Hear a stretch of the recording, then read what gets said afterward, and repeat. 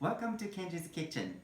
Today we are going to make Chawanmushi, which is Japanese savory custard dish.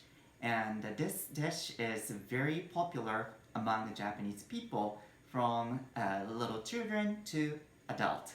And it's very easy, but if we are going to have this dish at the table, any meal becomes so special.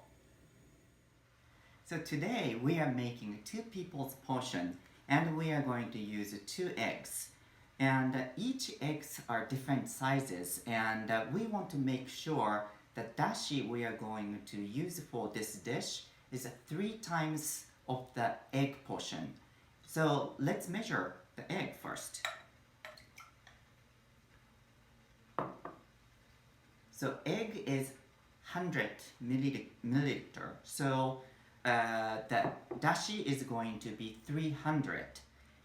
When you mix egg, you don't want to make bubbles too much. So just putting your chopstick to the bottom of your bowl or mixing bowl and just make sure egg yolk and egg whites are going to be mixed well. After egg is mixed, we are going to add 1/4 teaspoon of salt and 3 times portion of dashi. So do you remember it was 100 milliliter? So we are going to add 300 milliliter, which is going to make 400 milliliter together. So today we are using special chawanmushi cups, which comes with a lid, but you don't need to necessarily have this one. Anyway, chawanmushi means chawan is teacup and mushi means steaming. So basically you can steam your teacup for this dish. For example, I like to use my warming cup too for this dish. You can use any kind of teacups or coffee cups for this dish instead of the chawanmushi cups. For chawanmushi, actually you can use any kind of ingredients for the contents itself. And today we are going to use chicken and shrimp for the major component, but you don't need to necessarily use any animal products. You can just do the vegetarian too. And for chicken and shrimp, I put a little bit of salt about 5 minutes before cooking so that once it produces the water, you want to take it out.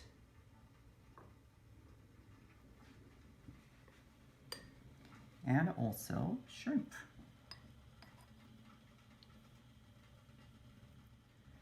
And today we are putting this is a fresh shiitake mushrooms, 2 pieces each. Again, you can put anything you want to. And also for the color combination, I am using the snow peas. It's just a half of it. And today we are also going to put the carrot, which are cut in the shape of cherry blossom using katanuki, which is a Japanese tool for making the shape using the shape cutter. So this step is quite important for chawanmushi making. If you do have strainer, please strain your egg mixture before putting it in a cup. The reason is if you use a strainer, that actually makes the chawanmushi much smoother texture, and you don't want to go all the way top because that's going to be egg expand when you are going to cook, so you don't want to go all the way top. About 80% is good.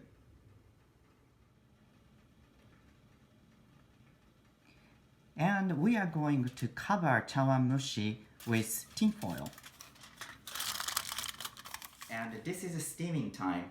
And if you don't have a steaming tray, you can always just put the chawanmushi up to about 1/3 of your cup's depth of the water, and you can just use that as this steaming process. But today, since I have steam tray, I'm going to put this one in. And make sure when you put the chawanmushi, it is steaming itself. And put the chawanmushi in. And put the lid back. And make sure it's going to be high heat for 3 minutes. After 3 minutes, you want to turn down to low heat and very gentle steaming for 10 minutes. So after 10 minutes of low steaming, I took it out and let's see how it looks. Do you see? It is like a really creamy looking, like a really fluffy too. So it is done. Let's see this side too. Oh, this one is too.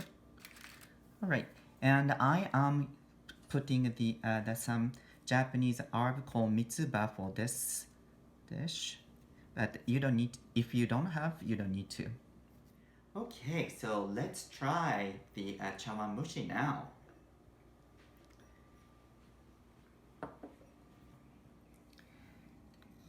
As you can see, it's very silky and ooh, do you see how fluffy it is? It's really nice. And I try myself too. It's hot, so be careful. And the chawanmushi can be served as a hot or room temperature, so you can eat either way. And let me try. It is such a great dashi flavor with rich of umami flavor, and it's up to you what kind of ingredients you are going to put it in. But for kids, it's such a fun things to find out what is inside of chawanmushi, like a treasure hunting.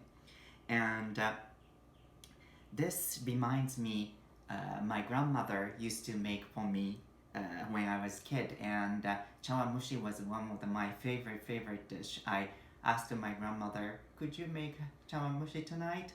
All the time. But anyway, I hope you are going to enjoy the chawanmushi, making chawanmushi, and try it. Happy cooking!